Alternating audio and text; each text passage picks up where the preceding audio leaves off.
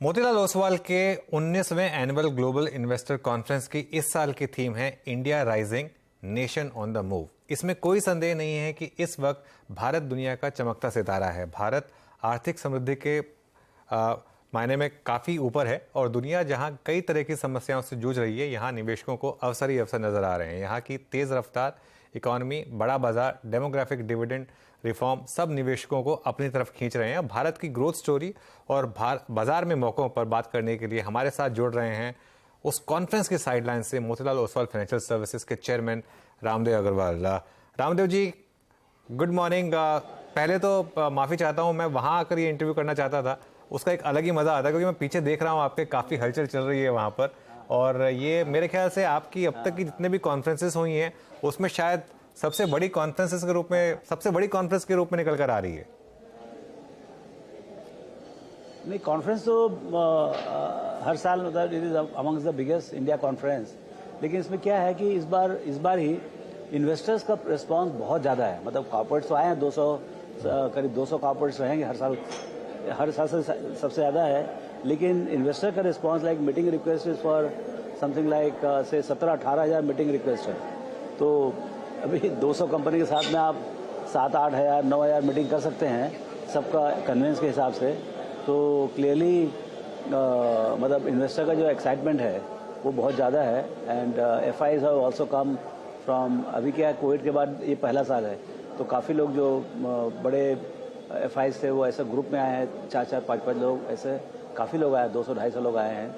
सो ऐसा मतलब पूरा कॉन्फ्रेंस में एक्साइटमेंट बहुत है। और इवन खास बात यह है कि कल जो हमने 5-6 प्रेजेंटेशंस देखे, मैं तो नीचे ही था, ट्रैक में ही था मैं, तो even corporates are very bullish. मतलब है जो थीम, जैसे हम लोग शेयर बाजार वाले बोलते हैं कि भाई डेमोग्राफिक डिविडेंड ये वो हर तरीके से मतलब तेजी की बात करते हैं, तो ऐसा नहीं, कॉर्पोरेट स्टोरी इज़ डिफरेंट। मतलब वहाँ पर भी जो है माहौल कुछ एक्साइटमेंट का है, ऑप्टिमिज्म का है, एम्बिशियस है। खास बात यह है कि जो कॉर्पोरेट, हालांकि हम लोग चुन के भी कॉर्पोरेट बुलाते हैं, अच्छे कॉर्पोरेट्स बुलाते हैं, लेकिन फिर भी मतलब एक प्रेजेंटेशन मेरे ख्याल से रियल एस्टेट में अनुज पुरी ने प्रेजेंट किया, डालमिया सीमेंट ने प्रेजेंट किया। I think those were presentations which were kind of clearly outstanding and bullish. Ramdev sir, तो मैं उन दोनों पर आ रहा हूं, लेकिन इस समय नॉर्मली पिछले 2 साल में कभी तो इन्वेस्टर बुलिश रहे तो शायद कॉर्पोरेट्स बुलिश नहीं थी, कभी कॉर्पोरेट बुलिश थी तो इन्वेस्टर्स बुलिश नहीं थे। क्या अब हम उस समय पे हैं जहां पर कॉर्पोरेट भी बुलिश हैं, प्रमोटर भी बुलिश हैं और इन्वेस्टर भी बुलिश हैं, और उसकी वजह से क्या थोड़ा सा कई बार डर भी लगता है ना कि हर कोई बुलिश है, कहीं वो वाला मामला तो नहीं है इस समय? नहीं, वही मामला, सही बोल रहे हो आप। इवन वैल्यूएशन भी काफ़ी मतलब जो बुलिशनेस है वो भी विजिबल हो रहा है। लेकिन क्या देखिए, एक सबसे बड़ा बदलाव जो है ना पहले और अभी में, वो है रिटेल इक्विटी रिवोल्यूशन। कल मैंने उसके बारे में प्रेजेंट किया।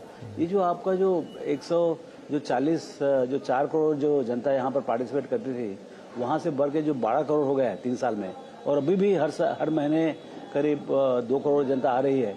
ये जो माहौल है, मतलब एक छोटी सी एक नाला के हिसाब से था, वो छोटा रिवर बना।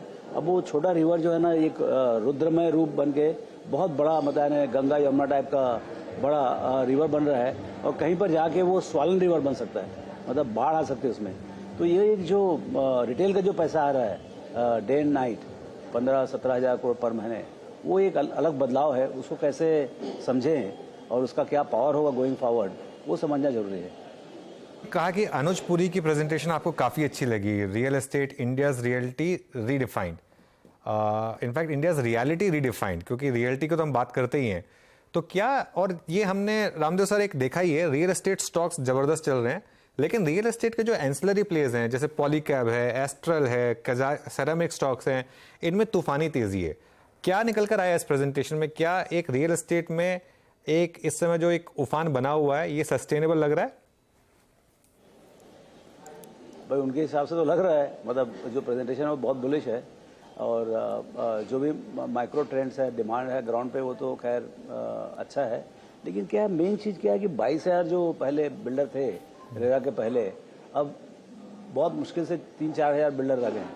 और जो बिग जो लार्जर क्या नाम है जो आपके बिल्डर्स थे, उसमें कंसोलिडेशन बहुत हो रहा है, और छोटे builder they are becoming more like a land aggregators.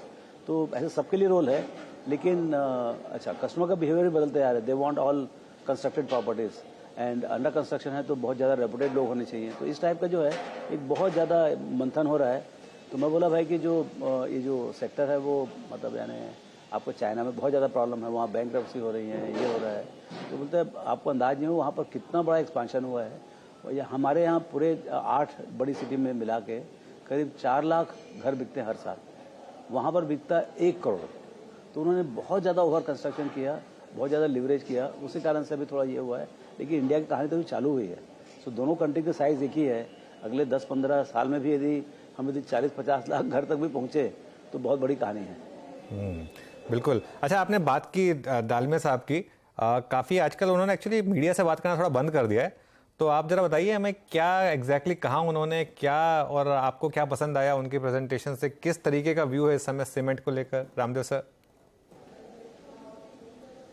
नहीं देखिए, सीमेंट का तो जैसे ग्रोथ की बात की उन्होंने कि ग्रोथ है, momentum is picking up. Block बताया 4-5 साल के, तो उसमें जो पहले बीच में थोड़ा कम हो गया था, अभी फिर वापस लास्ट 2 साल में 10-11% का ये है। उनका समझने का कि भाई अगले 4-5 साल में 8% का ग्रोथ होगा। और डालमिया सीमेंट ऐसी basically consolidation among the big 4, मतलब आपका अल्ट्राटेक, आपका अडानीज, देन ये आपका श्री सीमेंट और ये इनका।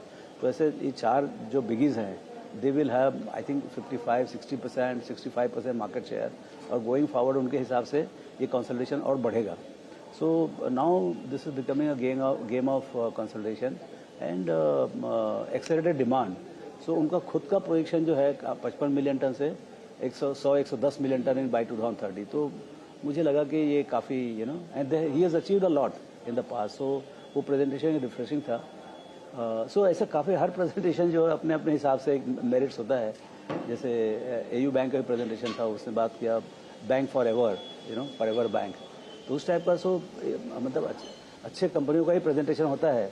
लेकिन जो मूड है वो काफ़ी एक्साइटिंग है, मतलब ऑप्टिमिस्टिक मूड है, ये बता रहा हूँ मैं। बिल्कुल नहीं, खैर